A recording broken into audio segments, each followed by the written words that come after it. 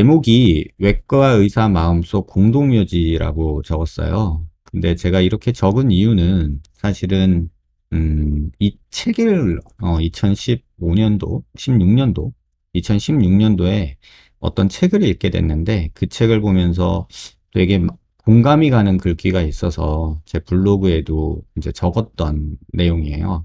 이제 그거를 여러분하고 조금 같이 공유를 하고 싶어서 오늘은 그거를 좀 읽어 드릴게요. 일단 방송에 앞서서 제가 그냥 유튜브 어떤 질문 주신 분의 댓글에 적었던 거를 조금 답을 여러분들한테도 공유하고 싶어서, 이건 제가 쓴 글인데 좀 공유하고 싶어서 먼저 좀 읽어 드릴게요.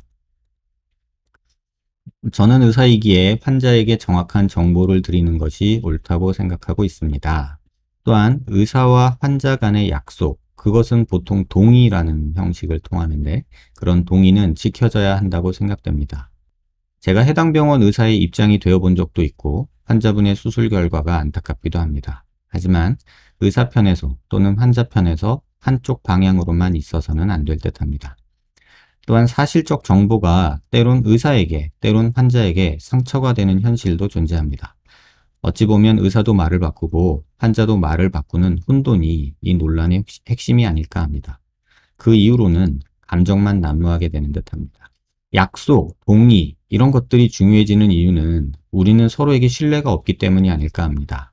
믿지 못하는 상태에서 듣게 되는 설명은 변명이고 이미 불신이 가득한 상황에서 당사자의 말은 변명으로 밖에는 들리지 않으니까요.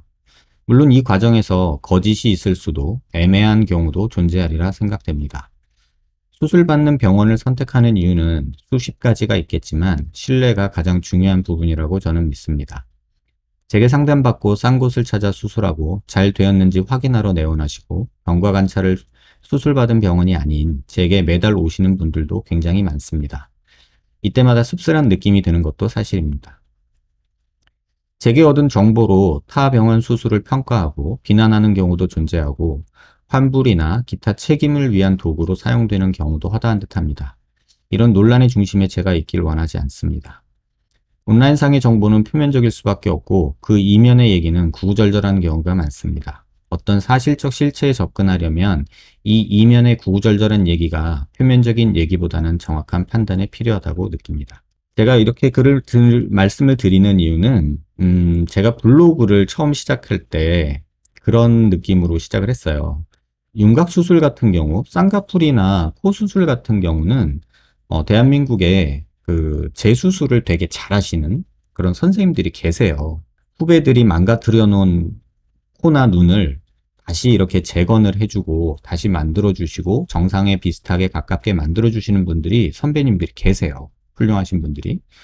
근데 윤곽 수술의 경우는 존재하지 않아요. 왜냐하면 기본적으로 잘라내는 수술이잖아요.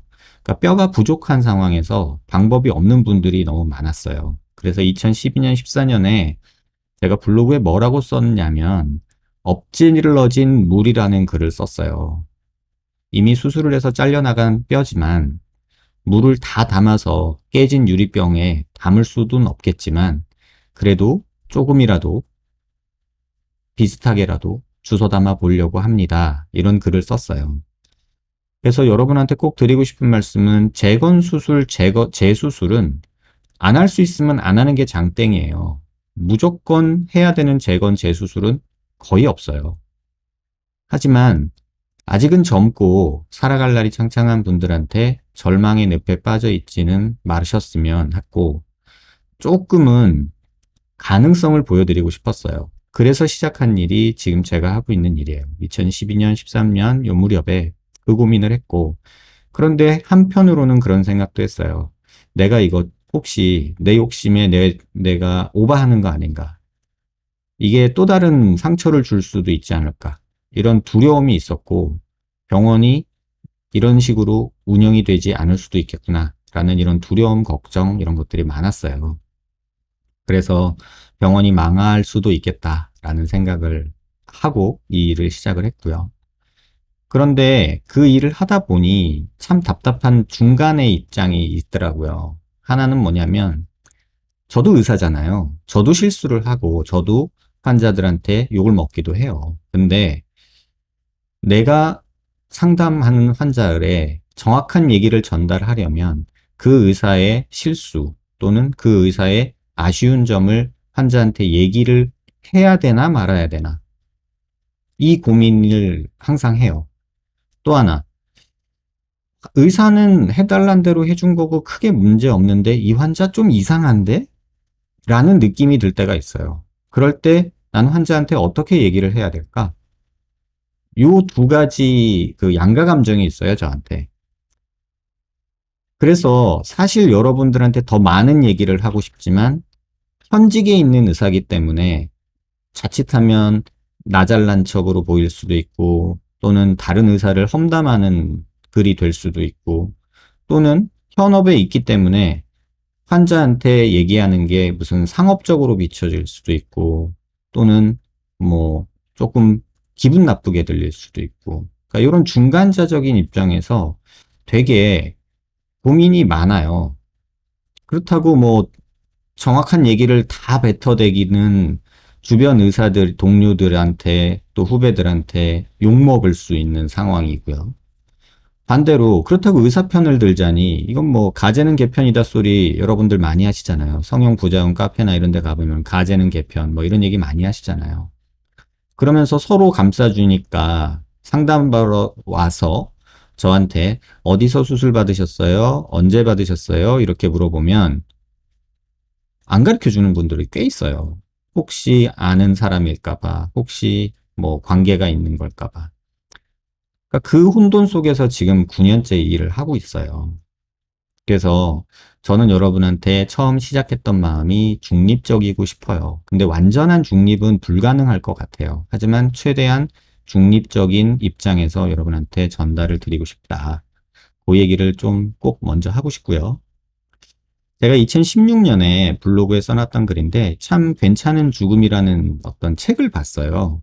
근데 제목이 되게 와닿더라고요. 이게 뭐지?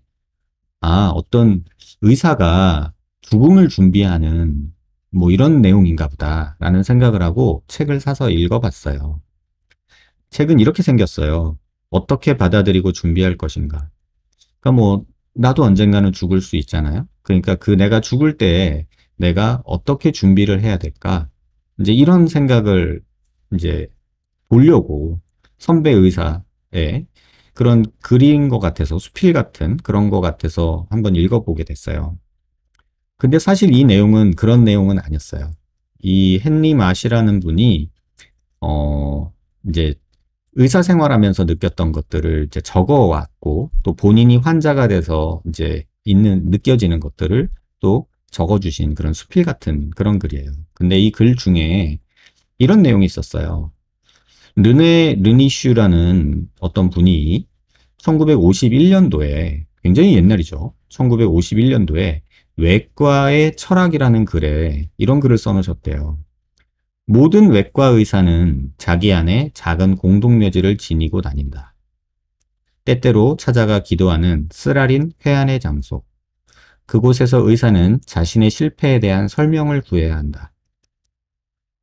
이 말이 저는 이 문구를 딱 읽었을 때 굉장히 소름이 돋았어요. 왜냐하면 1951년이면 제가 태어나기도 전이에요. 그 당시 외과 의사도 지금 내가 하고 있는 이 고민을 이렇게 했고 표현했구나. 이런 생각이 드니까 약간 전율 같은 게 저한테 오더라고요. 이거 사실 그렇거든요. 저 역시도 그렇고 제가 그 다음 글에 써놓은 말이 이거예요. 환자를 통해 의사는 성장하고 배운다. 그 과정에서 의사의 실수에 의해 만들어지는 작은 공동묘지. 이게 각 의사 마음속에 다 있죠. 지난주인가요? 슬의생 거기서도 그런 내용이 나오죠. 흑역사.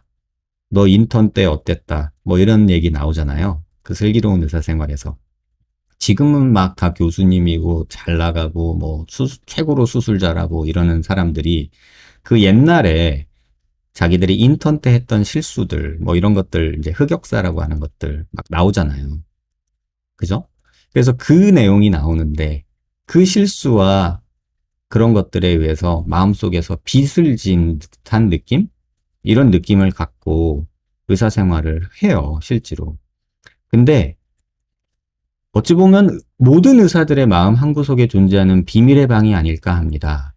다만 그 방을 꽁꽁 숨기는 의사와 그 방 안에서 계속해서 설명을 구하는 의사가 있을 뿐입니다. 라고 제가 블로그에 적었어요. 근데 이게 현실이거든요. 내 실수를 감추기 급급한 사람이 있고 그 방 속에서 내가 왜 이런 실수를 했을까? 다음에 이런 실수를 안 하려면 어떻게 해야 될까? 이걸 계속 고민하는 의사가 있어요. 이게 처음에는 비슷해요. 뭐 전문의가 돼서 수술을 하면서 어깨에 뽕 잔뜩 들어가가지고 내가 최고지, 내가 나 어디 나온 무슨 의사야, 대한민국 최고야, 막 이런 막 부심에 빠져가지고 자기가 모든 걸 잘한다, 최고다, 내 말이 맞다 이런 확신에 빠지거든요. 그런데 그 과정에서 나오는 실수에 아니야, 저건 환자가 이상한 거야, 나는 잘했어, 나는 여전히 최고야 라고 생각하는 분들도 있고, 내가 뭘 놓쳤지? 내가 뭘 잘못한 거지? 이건 왜 생겼지? 이런 거에 대한 계속해서 의문을 구하는 의사들이 있어요. 그게 10년, 20년이 쌓이면 명의와 우리가 흔히 말하는 명의라고 부르는 대가와 그 다음에 그냥 의술을 하는 그냥 기술자. 제 단어로는 의사라는 직업 자체는 아티스트거든요. 예술이라고 저는 생각을 해요. 그리고 그게 아니라 그냥 기술자면 테크니션이라고 저는 표현을 해요.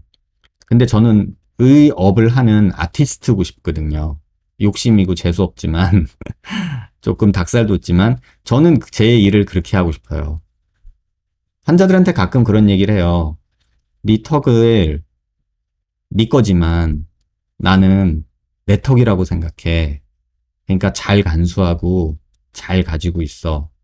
지금 네 얼굴, 네 턱은, 네 광대는 내 거야. 그리고 농담 삼아 이렇게 말도 해요. 그 보형물에 내가 사인해놨어. 무슨 화가들이 그림 그리고서 낙관 찍듯이 네 보형물에 내 이름 써놨다? 이런 식으로 농담도 해요. 그만큼 내가 하는 수술 하나하나가 어, 나의 어떤 지나온 과거 레퍼런스 또는 작품 그 예술하시는 분들 그렇잖아요. 뭐 피카소 초기 작품, 그다음에 피카소 말기 작품 막 이런 거 있잖아요. 그래서 초기에는 이렇게 했다가 막 끝에는 어떻게 변해가고 이런 과정들이 있잖아요. 그리고 뭐 이중섭 씨 그림도 그렇고 조각가도 그렇고 이우한 씨도 그렇고 뭐 유명하신 분들 대가라고 불리는 사람들 또 뭐 제가 좋아하는 안도 타다오 같은 건축가들도 그렇고 초기 작품과 후기로 갈수록 어떻게 바뀌는지 또 르꾸브르지에 같은 건축가들 그런 분들의 그 초기 작품과 그 사람이 왜 이걸 이렇게 했으며 그 시대에 왜 이걸 필요로 했으며 그 사람이 왜 의자를 디자인했으며 뭐 이런 그 뒷얘기들이 하나의 시나리오처럼 되고 발전해 나가는 모습 그런 것들이 예술이거든요. 이끼아의 가구를 보고 우리가 예술품이라고 얘기하진 않잖아요. 그죠? 이케아에 있는 침대, 의자 싸잖아요. 하지만 그걸 우리가 예술품이라고 얘기하진 않잖아요. 근데 르꾸르부지에라는 그 건축가 또는 그분이 계세요. 근데 그분이 가구 디자인도 하셨거든요. 근데 그 이유가 뭐냐면 내가 아무리 예쁜 건축물을 공간을 만들어 놔도 그 공간을 채울 마땅한 가구가 없어서 내 필요에 의해서 만드는 거예요. 그래서 가구 디자인도 하셨어요. 그래서 아주 특이한 의자들이 나오죠. 그리고 굉장히 그 의자들의 디자인이 영감을 받아서 지금도 계속 발전해 가고 있고, 뭐 추후에 또 뭐 바우하우스라는 곳에서 이제 디자인 스쿨 같은 게 만들어지고 이런 예술가들의 세계가 있단 말이에요. 뭐 제가 다는 모르지만. 근데 저는 수술도 그런 영역이라고 저는 생각을 해요. 특히나 성형외과 영역은 그런 영역이라고 생각해요. 근데 생각해 보세요. 어떤 사람이 의자를 디자인했는데 모양이 너무 이뻐. 근데 앉았는데 불편해. 그럼 그 사람이 그걸 보고 그 다음에 다음에는 여기를 좀 이렇게 바꿔서 편하게 만들어야겠다 하면서 같은 디자인의 의자도요. 초기 버전하고 후기 버전이 좀씩 업그레이드가 되거든요. 그런 모습들이 있어요. 이제 그런 것들을 저도 이 일을 하면서 느끼고 있단 말이에요. 그래서 조금씩 조금씩 업데이트하고 업그레이드하고 이러고 있는 거거든요. 사실 5년 전에 제가 재건 수술을 한다고 한 게 지금 9년 차인데 5년 전의 수술과 지금 수술은 달라요. 그 사이에 또 뭔가 변화를 주고 있어요. 그리고 앞으로 5년 후는 또 뭐가 달라질지 모르겠어요. 그래서 그 방안에서 계속 설명을 구하고 뭔가를 발전시키기 위해서 노력하는 사람이 있고 내 치부라고 생각하고 그 방을 꽁꽁 감추고 본인을 포장하기 바쁜 의사들이 있고 그래서 그 두 부류의 의사들이 지금 혼재해 있는 건 사실이에요. 우리 모두는 실수를 한다는 사실, 그리고 거기서 교훈을 얻는다는 사실은 누구나 인정한다. 다만 의사들의 실수가 환자들에게는 치명적일 수 있다는 것이 커다란 함정일 뿐이다. 이런 글귀가 그 책에 나와요. 그렇죠. 의사의 실수가 그 사람의 인생을 바꾸기도 하고 때론 생명을 바꾸기도 하죠. 그게 아주 치명적이죠. 그리고 커다란 함정이죠. 그래서 항상 의사들은 그러한 것에 대해서 블레임 받을 준비를 하고 있다고 봐도 과언이 아니죠. 그런데 점점 법적으로 이제 막 다툼이 생기고 막 이러다 보니까 제가 의사 생활 처음 할 때는요, 수술 동의서가요, 대학에 있을 때인데, 뭐, 테이블 다이라고 있어요. 테이블 데스라고요. 수술하다 침대에서 수술방에서 죽는 거를 테이블 다이라고, 테이블 데스라고 얘기하거든요. 근데 수술할 때 수술하다 돌아가실 수도 있습니다. 라는 동의를 받아야 되는 수술들이 있단 말이에요. 근데 그런 동의서도 한 장이었어요. 종이 한 장. 한 네다섯 줄만 있는 그런 어떤 스페셜 퍼미션이라고 하는데 네다섯 줄이었거든요. 근데 요새는 동의서가 무슨 보험 약관 책처럼 두꺼워져요, 점점. 어떤 병원에서 그, 그 차트 복사를 해봤거든요.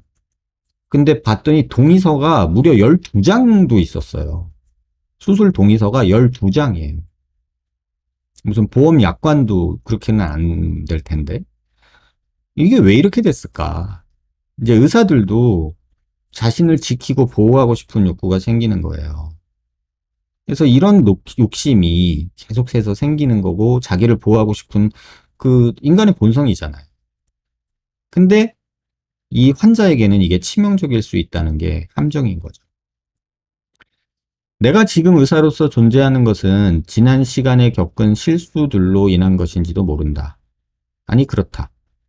이론적으로 배우면서 그 실수를 줄이고자 하지만 현실에서 실수는 가장 커다란 깨달음을 주는 것이면 틀린다. 이건 제가 일기처럼 쓴 글이에요. 의사생활에서 저지른 실수를 돌이켜봤을 때 판단의 오류와 실수하는 성향이 본래부터 우리 뇌에 내장되어 있다는 걸 알면 위로가 되곤 했다. 이거는 책에 나오는 글귀인데 이거는 어떻게 보면 자위죠. 자기 위로를 하는 거예요. 정당화 될 수도 있고요. 인간이 그렇지 뭐 신이 아닌데 라면서 자기를 약간 용서해 주는 거죠. 근데 제가 이제 보여드릴 내용은요. 실제로 어떤 일이 진료실에서 벌어지고 실제로 제가 환자들과 어떻게 커뮤니케이션을 해오고 있고 그 결론이 어떤 방향으로 튀는지 해피엔딩으로 끝나는지 새드 엔딩으로 끝나는지 그거에 대해서 오늘은 보여드릴 거예요. 이 메일을 그냥 조금 길더라도 제가 읽어드릴게요. 원장님 안녕하세요. 2019년 8월에 수술받은 누구입니다. 그동안 안녕하셨는지요? 다름이 아니오라 시간이 여의치 않아서 내원하지 못하고 이렇게 메일을 보내게 되어 마음이 많이 무겁습니다. 작년 4월에 재수술 상담건으로 찾아뵙고 원장님께 재수술은 가을에나 가능하며 살이 묻혀 보이지 않아 제거 못한 핀도 그때 제거 같이 하자. 시간 지나면 더 좋아질 테니 한번 두고 보자고 하셨는데 작년 4월과 제 마음이 같아서요. 재수술하고 싶습니다, 원장님. 3월 초에 시간이 생겨서 그때 핀 제거하면서 같이 해결하고 싶은 마음에 상담 메일을 보내게 되었습니다. 정말 신중히 생각해 보았지만 그때 말씀드렸던 대로 보형물은 제거하고 제가 고민이었던 턱끝 뾰족한 부분과 왼쪽 울퉁불퉁한 부분만 매끄럽게 정리하고 싶습니다. 원장님께서 4월 재수술 상담 시 저렇게 하게 되면 처짐이 올 수 있다 말씀해 주셨는데요. 그래서 많이 생각해 보았지만 아무래도 또 수술하게 되면 어느 정도 처짐은 오겠지만 어쩔 수 없는 문제인 것 같아요. 이렇게 메일을 보내주셨어요. 모양적인 문제는 작년 4월보다 많이 좋아졌으나 여전히 어색하고 턱끝 뭉툭함, 오른쪽 턱 라인이 튀어나온 부분, 원장님께서 연부 조직이 부어있는 거라고 말씀하셨던 부분의 모양도 아직 그대로입니다. 무엇보다 씹을 때 왼쪽 턱 쪽이 수술 전보다 더 뻐근하고 통증도 살짝 있으며 귀에서 나는 소리도 씹을 때만 났던 소리도 이젠 말할 때도 자주 소리가 나며 더 많이 심해졌습니다. 그러니까 수술하고 모양이 마음에 안 들면요. 기능도 이상하다고 환자들이 대부분 말씀을 하세요. 가을에 찾아뵙고 말씀드렸어야 했는데 지금에서야 메일로 상담드려요, 원장님. 정말 심사숙고하여 열심히 돈을 모으고 큰돈 들여 겨우 한 수술인데 또다시 원점으로 돌아가는 것 같아 너무 속상하고 원장님께서도 굉장히 신경 써주셨는데 마음이 굉장히 무겁습니다. 원장님, 보형물 제거하고 해결 방법이 있을까요? 제 마음 꼭 좀 헤아려 주시고 신경 써주시고 마음 좀 써주세요. 원장님, 이렇게 답변 기다리겠습니다. 이렇게 메일을 주셨어요. 이게 작년에 제가 받은 메일이거든요. 작년 가을인가쯤에 받은 메일인데 오늘인가 환자가 왔어요. 그래가지고 이 환자한테 어떤 상담을 했는지 그 CT를 보면서 여러분들한테 공유해 드릴게요. 자, 환자분 내용을 정리하면요. 나 수술했는데 마음에 안 들어. 예요. 지금 너무 둥그레진 것 같아. 그런데 수술 전처럼 울퉁불퉁해지는 건 싫어. 방법을 찾아줘. 그리고 수술하고 나니까 괜히 또 턱에서 소리도 나는 것 같고 뻐근한 것 같기도 하고 이상해. 그리고 나 돈 많이 들여서 큰 맘 먹고 수술했는데 이렇게 마음에 안 드는 거 너무 속상해. 그러니까 방법을 좀 찾아줘. 이제 환자의 메일을 정리하면 이렇게 정리할 수 있겠죠? 환자분 CT를 한번 볼게요. 이게 2019년 8월이에요. 지금 이게 2019년 8월 CT죠. 그쵸? 그리고 이게 2021년 7월 24일. 오늘이죠. 자, 정면에서 보시면 이 환자가 저한테 왜 왔을지를 여러분도 좀 아실 수 있을 거예요. 사각턱이 많이 잘리고 턱이 뾰족해지고 함몰된 이런 모습에서 저한테 온 거예요. 그래서 45도로 돌려서 보면 전형적인 모습이 보이죠. 여기는 침샘 때문에 볼록하고 여기는 사각턱 하악각이 없으니까는 꺼져 있고 여기는 살이 늘어져 있고 여기는 턱을 뾰족하게 만들어놔서 패여 있고 체부 볼륨 부족이죠. 그 다음에 턱살은 늘어져 있죠. 그래서 이중턱도 살짝 있고 그래서 요거를 재건 수술을 했어요. 그랬을 때 모습을 한번 보세요. 이게 2019년 8월 CT고요. 이게 오늘자 CT예요. 7월 24일. 이 환자의 얘기는 정면에서 봤을 때 나 옛날에 갸름했는데 지금 너무 둥그래 이거고요. 그런데 여기 처진 건 싫었어. 그리고 여기 패인 것도 싫었어. 근데 나 둥그란 거 싫고 갸름했으면 좋겠어요. 근데 이때 수술할 때도 환자분한테 디자인하면서 설명한 게 여기 패인 거 메꾸고 여기 패인 거 메꾸자. 그러면 둥그레질 거다. 근데 나는 환자분이 뾰족한 걸 원하면 이 수술 권하지 않는다. 이렇게 말씀을 드려요. 그런데 이 얼굴로 살 수는 없잖아요. 라고 얘기를 대부분 하시죠. 그래도 어느 정도 둥그레지더라도 저는 재건할래요. 이렇게 얘기를 해요. 자, 수술하고 대략 2년이 지났죠. 그쵸? 2019년 8월에 수술을 했고 지금 2021년 7월이에요. 그럼 2년이 지난 모습이에요. 근데 2년 동안 수술하고서 이 환자분은 고민을 한 거예요. 완전히 옆모습 볼게요. 완전히 옆모습 보면 턱선도 좀 다르죠. 여기 이렇게 없다가 여기서 한번 꺾였다가 이중턱 나오는 요 라인이 나오고요. 이거는 턱끝에 볼륨이 적다는 얘기예요. 근데 지금은 턱끝이 나와 있고 턱선도 매끈하게 가고 이중턱도 없어져 있는 모습이죠. 그 다음에 45도로 보면 여기 이렇게 볼록하게 처져 보이는 것도 턱 라인이 좀 자연스럽게 가죠. 하지만 여기는 볼륨이 조금 부족한 느낌이 있죠.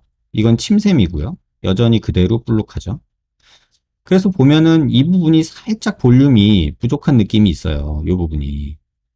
하지만 턱 라인 자체는 나쁘지 않고 또 여기서 보이는 이 볼록하게 늘어진 이 부분은 수술 후에 굉장히 많이 좋아졌죠.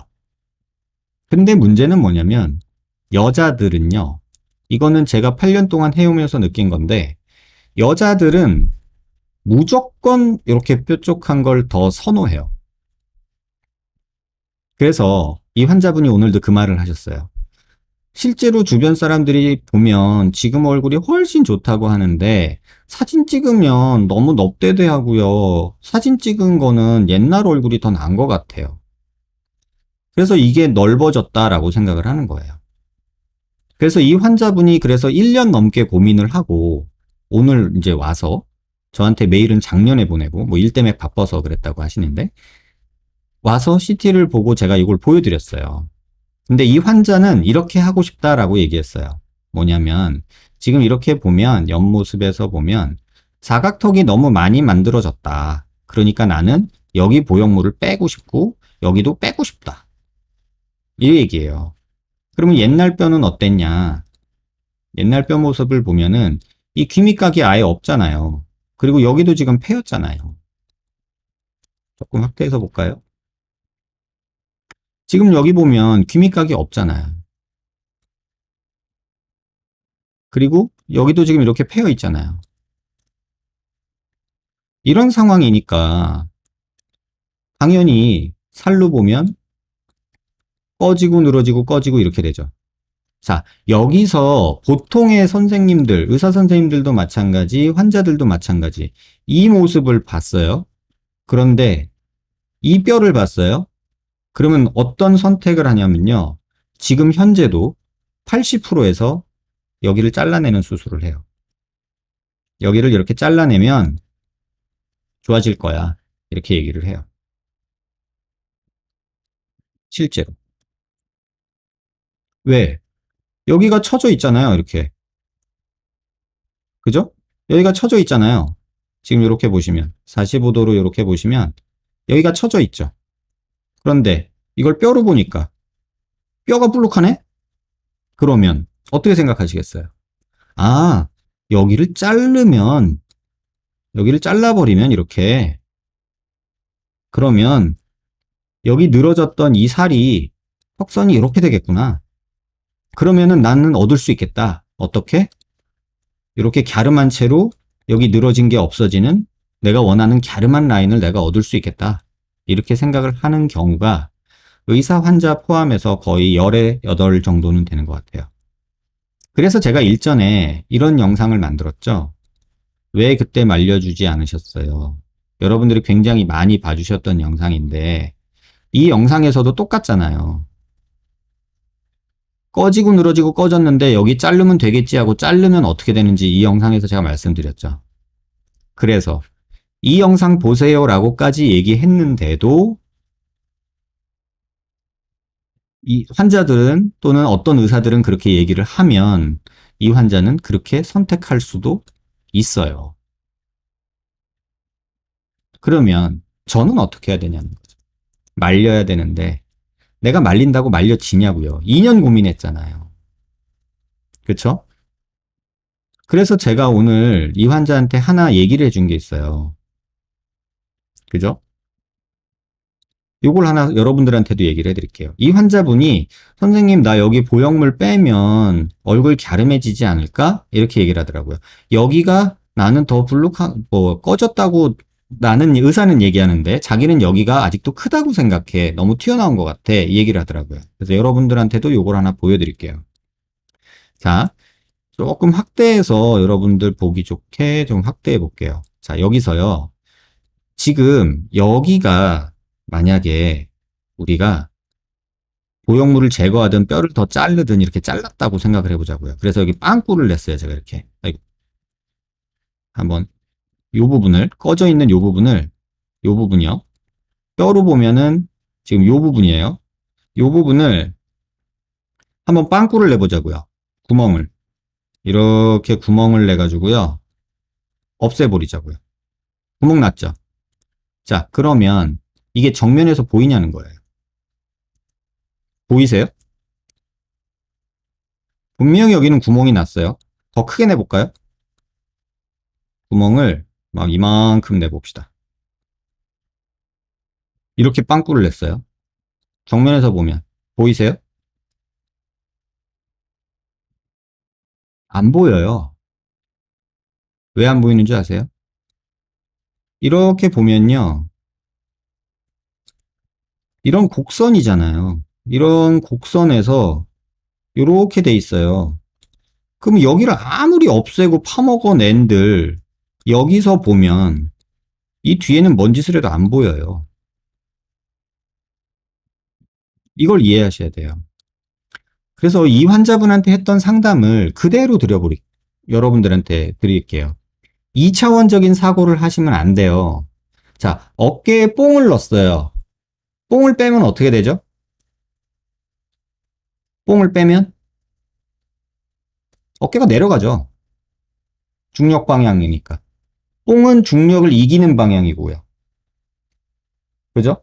어깨뽕은 중력을 이기는 방향으로 어깨를 올리는 거잖아요. 그러니까 빼면 옷이, 살이 밑으로 떨어지죠. 이게 1차원적인 사고예요. 자, 근데 반대로 가슴이 없어서 내가 브레이저 안에 뽕을 잔뜩 넣었다고 생각해봐요. 그럼 가슴에 뽕을 넣었어요. 그럼 가슴이 이렇게 나오죠? 근데 뽕을 뺐어요. 그럼 어떻게 되죠? 이렇게 들어가나요? 가슴이 이렇게 있는데 여기 뽕이 이렇게 들어있어요. 뽕을 뺐어요. 그럼 이게 이렇게 들어가나요? 크게 볼까요? 가슴이 이렇게 있는데 뽕이 이만큼이에요. 뽕을 뺐어요. 이걸. 그럼 이게 이렇게 되나요? 가슴이? 아니에요. 이렇게 돼요. 왜? 중력 방향은 아래 방향이니까. 이걸 이해하셔요. 자, 그러면 이렇게 있을 때 제 턱 보세요. 제 턱을 얘를 잘랐어요. 그러면 어떻게 되죠? 이게 이렇게 되나요? 이렇게 되나요? 자르면 위로 올라가요. 위로. 왜? 근육 때문에. 이렇게 당겨 올라간다고요. 그래서 요런 함몰이 생겨요. 여기를 자르면. 그리고 부수적인 효과로 근육이 줄어들고 또는 사각턱이 옆으로 벌어진 것처럼 있어서 잘라줬을 때 앞에서 정면 효과도 생겨요. 이걸 이해하셔야 돼요. 자, 잘랐단 말이에요. 이렇게 구멍을 냈어요. 이만하게. 그랬는데도 정면에서 보면 안 보여요. 그리고 엄밀히 얘기하면 이 환자 같은 경우는 이 부분이 꺼져 보이잖아요. 그리고 아직도 여기가 볼살이 이때에 비하면 좋아졌지만 아직도 늘어져 있는 게 있죠. 왜? 재건량 자체가 옛날 뼈만큼은 아니니까. 또 근육이 짧아져서 얘는 이렇게 근육이 올라가고 있지만 살까지 끄집어 올라가니까 여기는 패여 보일 수밖에 없는 약간 한계가 있단 말이에요.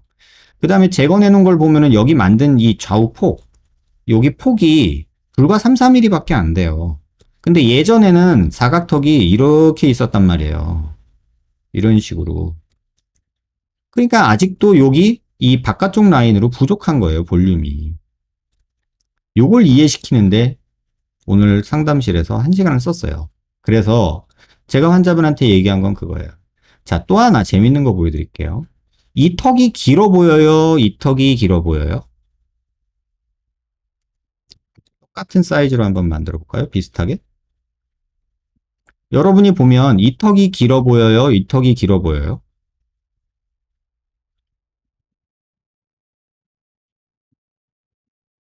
수술 전이 길어 보이죠? 그럼 길이 한번 재볼게요. 길이를 어떻게 재냐면요. 이렇게 한번 재볼게요. 변하지 않는 이 앞 치아부터 이 턱 끝까지 길이를 재볼게요. 자로 이렇게 대볼게요. 이게 한 칸이 1cm거든요. 그러면 이렇게 보면요. 지금 얘는 거의 비슷하죠. 그러니까 뭐 40mm 정도 되는 거예요. 앞니빨 치아에서 재면. 그러면 여기서도 수술 전에서도 한번 재볼게요. 그럼 앞니빨 치아에서 이렇게 재면 40mm보다 살짝 늘어난, 지금 여기서 보면 40mm보다 살짝 길잖아요. 이 차이가 몇 mm나 될까요? 한 1, 2mm 돼요. 왜? 전진을 했잖아요. 지금 여기서. 보형물이 뼈를 여기다가 지금 이 상태에서 보형물이 지금 이런 식으로 들어간 거예요. 이런 식으로. 그러니까 어쨌든 앞으로 조금 나갔잖아요. 그러면 어떻게 하면 된다 그랬어요? 밑에 있는 살을 끄집고 올라간다 그랬죠. 그러니까 전진이 된 모습이 보이고 길이는 조금 짧아져요. 근데 길이가 줄어든 양은 1mm, 2mm 밖에 안 돼요. 그런데 환자들이 얘기하는 넙대대해졌다라는 거, 짧아졌다라고 하는 거는 사실은 여기 볼륨이 생기면서 만들어진 모습이에요. 그러니까 둥그레진 거죠. 자, 이러면 좋아하냐고요? 이걸 또 되게 좋아하는 사람들도 있어요. 근데 대부분의 여자들은, 또 젊은 여자들은 그래도 요걸 좋아해요. 물론 패여 보이고 사선으로 보면 처지고 패였지만 그래도 갸름한 걸 좋아해요. 그래서 환자들한테 수술할 때 차라리 길게 요렇게 만들어라 라고 얘기를 해요. 이런 식으로 조금 길게. 그러면 요 갸름함을 유지하면서 얼굴이 이렇게 패인 데 없이 늘어진 데 없이 해결이 된다. 이렇게 얘기를 하거든요. 실제로 상담할 때. 그러면 환자들이 뭐라 하는 줄 아세요? 턱 길어지면 나이 들어 보이잖아요. 이렇게 딱 얘기를 해요. 어렵죠. 선택의 문제인 거예요. 여기를 메꾸고 여기를 메꾸고 하면 절대로 이 문제가 해결이 안 돼요. 남는 살이 해결이 안 돼요. 그러니까 결국은 길이가 짧아지는 거는 거의 1, 2mm밖에 안 돼서 의미는 없는데 여기가 메꿔지는 게 조금 둥그레지니까 또 여기 늘어진 것들이 해결이 되니까 조금 도움이 되는 거죠. 쉽게 말하면 이게 되게 복잡해요. 2차원적으로 사고하면 안 돼요. 지금 여기서 사고해야 될 게 뭐냐면 전진이 되면 짧아 보인다. 메꿔지면 시각적으로 넓어 보인다. 넓어지면서 늘어진 게 개선이 된다. 뭐 이런 것들을 다 복잡하게 생각해야 되는데 환자들은 1차원적 사고를 한단 말이에요. 주변에서 들은 얘기, 남들이 하는 얘기 이런 걸 듣고. 그래서 막 싸워요. 저는 막 거품을 토하고서 설명을 해요. 근데 안 들어요. 그냥 그 나이 들어 보이는 건 싫은데 뭐 이런 거예요. 이런 상황이 벌어졌던 환자예요. 그래서 오늘 상담 와서 결국은 일단은 그러면 여기에 조금 내 말 듣고 요렇게 한번 만들어봐. 그리고서 지내봐. 이렇게 얘기를 했어요. 그래서 여기 필러 조금 맞아보자. 그리고 느낌을 한번 봐라.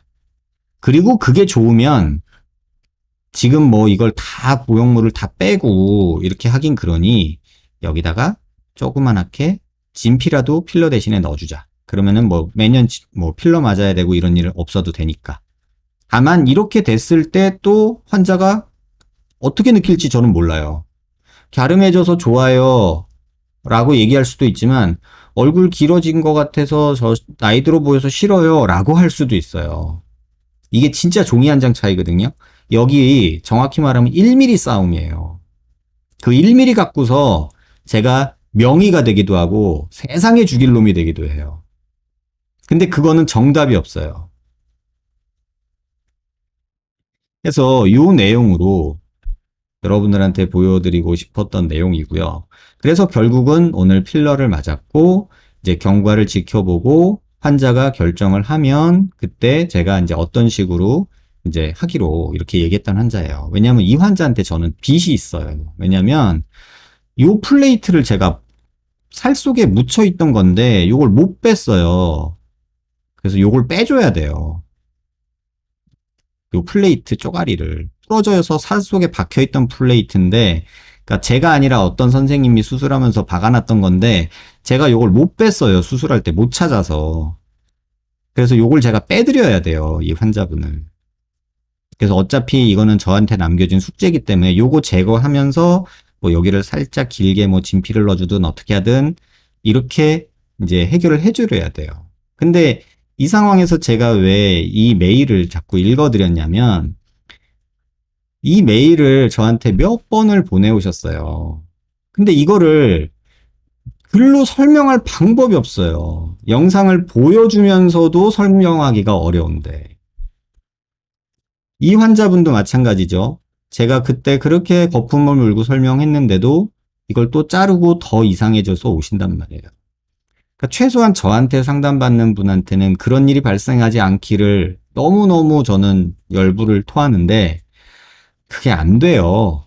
지금 해보니까 결국은 환자분들은 본인이 느껴지는 느낌에서 벗어나질 못해요. 그게 지금 제가 7, 8년 동안 느끼는 거예요. 자, 그리고 이 내용도 거의 뭐 비슷한 내용인데 요거 경우는 그래도 해피엔딩으로 끝났어요. 오늘 보고 그리고 마무리를 제가 져주면 돼요. 그래서 해피엔딩으로 끝날 것 같아요. 그런데 이 내용은 조금 다른 내용이에요. 제가 잠깐만 요거 정리를 할 게 있어서 요거 하나 보여드릴게요. 이 메일은 좀 길어요. 근데 이 환자와 저와 어떤 대화들이 오고 갔고 어떤 상황들이 벌어졌는지 여러분한테 안내를 해드리고 싶었어요. 왜냐면 여러분들도 이런 상황에 처할 수 있어요. 근데 여러분들이 어떻게 마음을 먹느냐에 따라서 제가 여러분들한테 좋은 의사로 남을 수 있기도 하고 저는 똑같아요. 그런데 제가 천하에 때려 죽일 놈이 될 수도 있어요. 한번 이 반대되는 경우도 한번 보시라고요. 원장님 잘 지내시죠?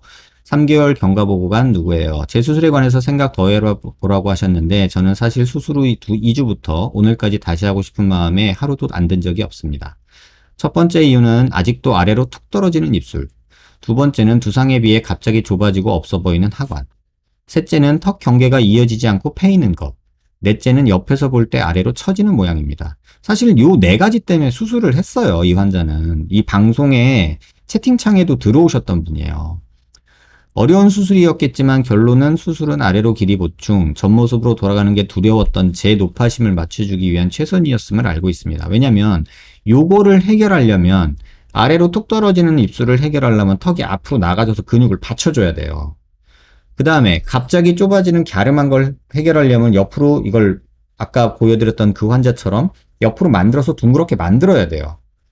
그래야 여기 패이는 게 없어져요. 경계가. 그리고 옆에서 보면 턱살이 늘어진 게 없어지려면 길이가 늘어나면서 전진이 돼야 돼요. 이분 CT는 못 보여드리는 게 CT는 본인은 보여주기 싫대요. 아무튼 그래서 결국은 이렇게 해라. 이렇게 해야지 이것들이 좋아진다. 그랬는데 이 환자는 커지는 거, 길어지는 거에 대한 거의 알러지가 있었던 거예요. 저번 주 다녀간 후에 안 하는 쪽으로 생각해 보라고 하셨지만 날이 갈수록 더 마음은 커질 뿐이고 이게 시간이 지나고 제가 포기하자고 자기 암시를 걸어도 극복하기 어려운 부분인 것 같아요. 저도 재수술 두려움, 비용, 다운텀 다 한 번 이상 겪어봤기 때문에 소름 끼치도록 무서운데 그것을 상쇄할 만큼 재수술을 원해요. 저는 CT상 몇 미리가 재건되었는지 블로그에 비포 애프터처럼 굴곡 사진 좋아진 거 같이 보지 못했어요. 사실 저번 주에 방문했을 때 CT 뭐 이런 거 보고 싶었는데 얘기하고 싶었어요. 제가 원장님 병원을 선택한 이유가 블로그에서 본 그런 분석에 대한 신뢰에서 시작했던 만큼이요. 선생님께만 아마 말씀 안 해주시고 안 보여주시는 데는 제 수술을 단념하기를 바라는 마음에서 그러신 거겠죠. 설명할수록 얘는 아쉬워할 거다 판단하셔서 그랬을 것 같아요. 이때까지만 해도 굉장히 이성적이죠. 하지만 그러고 집에 오니 3개월을 꾹 참고 기다린 저는 오히려 궁금증이 더 증폭되어 더 단념이 전혀 안 됩니다. 매일같이 응어리와 후회로 눈물이 펑펑 나네요.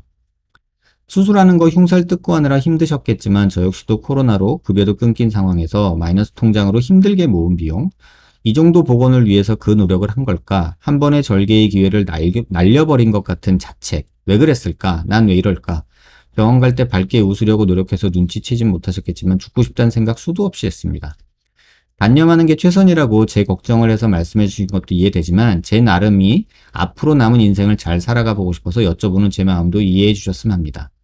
재건하면 초기 수술 전에 원복을 해야만 이 모든 볼륨 부족을 나아지는지, 중간 지점에서 다시 디자인을 찾아봐야 되는지, 재수술 시기는 언제 가능한지, 앞당길 수 있는지 궁금합니다.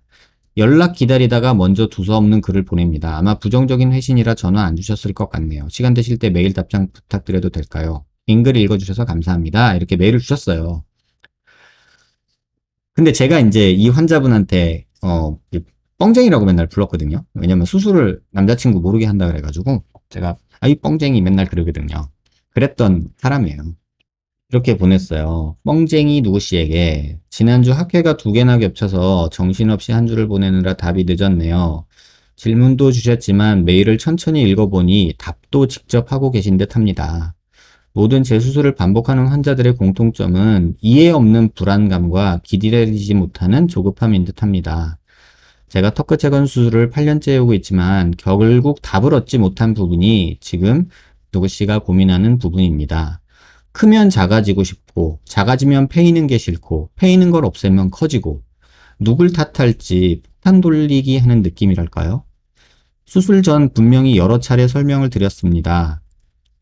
입술이 처지는 느낌과 턱살이 축 늘어진 느낌을 줄이려면 전진이 들어가야 하고, 주걱턱에 대한 두려움, 턱 나온 게 싫어서 후진까지 한 사람에게 전진이라니, 이게 말이 돼요? 페인 부분을 좋게 만들려면 하악 체부 볼륨을 많이 줘야 한다. 얼굴이 크고 동그래진다. 지금도 넓은 얼굴형인데 누가 동그래지고 싶을까? 현재 갖고 있는 문제를 해결하기 위해서는 턱이 예전보다 오히려 커져야 모두 해결이 가능할 테지만 작고 갸름하길 끊없이 원했고 수술 당일날, 심지어는 이 환자 같은 경우는 수술대에 누우면서도 원장님 작게 최소한만 해주세요 라고 했던 환자분이에요. 상담을 몇 번을 했는데 할 때마다 작게 조금만을 했던 환자예요. 수술 당일날도 작게 최소한을 말씀하셨던 듯 합니다. 한두 번 겪는 문제는 아닙니다만 매번 괜히 수술했다는 생각만 드네요. 결국 폭탄 돌리기의 끝은 제가 되었나 봅니다. 위 링크글 한번 확인해 보시기 바랍니다. 특히 영상 한번 보시기 바랍니다. 영상 속 환자는 제가 고집 부려서 크게 넓게 만들었다가 된통 욕먹고 2주 만에 결국 원하는 대로 다시 수술해 주었습니다. 그런데 온라인상에서 카페와 단톡방에 욕으로 도배가 되었던 환자였습니다. 내용도 비슷합니다. 패였다, 말상되었다, 길어졌다. 6개월 후에 다시 연락 와서 붓기 빠지고 보니 원장님 말이 맞았던 것 같다. 처음처럼 다시 해달라고 요구하는 상황이 되었던 환자입니다. 이런 반대 상황도 있어요. 그 이후부터는 전 설명을 하되 제 고집을 부리지 않게 되었던 듯합니다. 누구씨는 정반대 상황이 되었네요. 누구씨 주장대로 수술을 진행했지만 온라인상에서는 마치 의사 멋대로 수술한 것처럼 표현되어 버리고 나 몰라라 하는 의사처럼 말씀해 주시네요. 몇 년 전 그 환자는 정반대 상황이긴 하지만 한 가지 공통점은 있습니다. 제게 메일이나 쪽지나 댓글은 굉장히 예의 바르지만 온라인상에서의 환자들의 이중적인 모습은 소름 돋을 만큼 놀랍고 여전히 많이 아프네요. 온라인 사이트에 적으신 모든 글들을 내일 수술 환자가 불안하다며 모두 캡처해 주셔서 지금 잘 봤습니다.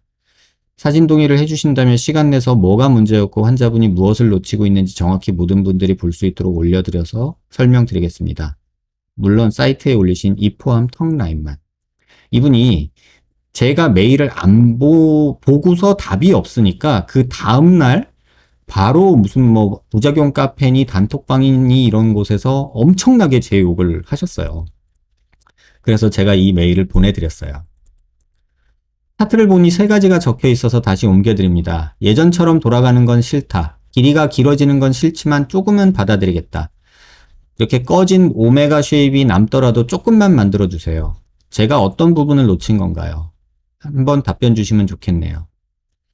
솔직히 제가 원하는 대로 수술하고 이런 소리 들으면 아쉽고 속상하겠지만 지금은 수술 당일까지 작게 말하던 환자분이 이런 글을 남기는 모습을 보니 원망스럽네요.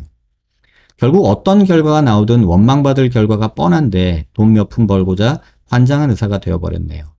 덕분에 한동안은 누구씨 글 설명하느라 진료실에서 애 좀 먹을 듯 합니다. 진료실에서 애 좀 먹을 듯 합니다. 감사합니다. 첨부한 이미지가 특히 가슴을 후벼 파는군요. 근데 이제 그 첨부한 이미지가 뭐냐면 이 글을 보내는 날 수술한 환자가 원장님 이런 글 있는데 뭐 괜찮아요? 나 여기 수술해도 돼요? 뭐 이런 얘기를 해서 봤던 내용이 있거든요. 그게 뭐냐면 무슨 뭐 카페 사이트에 뭐 이제 병원을 평가하는 그런 데가 있나 봐요. 근데 거기에다가 뭐 지멋대로다 막 이런 식으로 막 악담을 써놓으셨어요. 그래서 그걸 보고서는 너무 소름이 돋는 거죠. 아무튼 그래서 이제 답장이 왔어요. 환자분한테. 그래서 제가 그 답장 온 거에 하나씩 답장을 적어드린 거를 읽어드릴게요. 안녕하세요. 메일을 보내자마자 몇 시간 안 돼서 읽으셨던데 답장은 안 오고 블로그에 색을 포스팅된 걸 봤어요. 이 상황에서 저는 안중받기라 생각이 들어 감정이 매우 격했습니다. 대부분의 재건 환자들이 성격이 상처 입어서 신락 같은 희망에 기대하고 그러잖아요. 몇 시간마다 이메일 들여다보면서 스팸 메일에 알림에도 원장님이다 하고 후다닥 들어가 보고 했어요. 이제 이 빨간색은 제가 답을 단 거예요. 개인적으로 이메일이던 환자의 문의는 일주일 안에 답변하는 것을 원칙으로 합니다. 블로그 포스팅은 주말 학회로 정신이 없을 듯 해서 예약 작성해 놓은 부분입니다. 이렇게 답변을 드렸고요. 바빠서 자세한 건 이달내로 회신하겠다 말만 했어도 소통할 수 있었을 텐데 제 입장에선 제 질문글 올라오고 난 뒤에 답장을 안 받은 건 사실이니까요. 우연히 시간이 안 맞았던 오해 부분이라면 사과드립니다. 매일 읽고 답장도 안 한다는 소리는 더 하지 않겠습니다. 사과하지 않으셔도 됩니다. 거의 모든 환자들에게서 보이는 조급함이라 느낍니다. 사실 모든 환자들이 그래요. 제가 항상 여러분들한테도 말씀드리잖아요. 여러분과 저는 1대 저 하나와 여러분 다의 관계잖아요. 근데 환자는 본인과 저와의 1대1 관계를 기대하세요. 근데 1대1 관계를 제가 다 응대하기에는 제 물리적 시간과 어, 여력이 안 돼요. 그래서 최대한 저도 몰아서라도 꼭 답을 드리려고 하거든요. 우선 저보고 이중적이라는 부분에 대해서 흐름상 설명드립니다. 이 이중적이라는 얘기는 뭐냐면요. 메일은 굉장히 공손한데 그 안티 사이트 뭐 이런 데다가 글 쓰는 거 보면 세상에 이 사람이라는 정도로 막 설마 얘가 그랬겠어? 막 이런 생각이 들 정도로 그런 경우가 있어요. 그래서 속상하다. 근데 그래서 뭐 처음에 2주째 방문한 날 2주째면 솔직히 잔뜩 부어 있을 때잖아요. 근데 이제 그때 이제 제가 아유 야 뭐 이렇게 힘들게 해.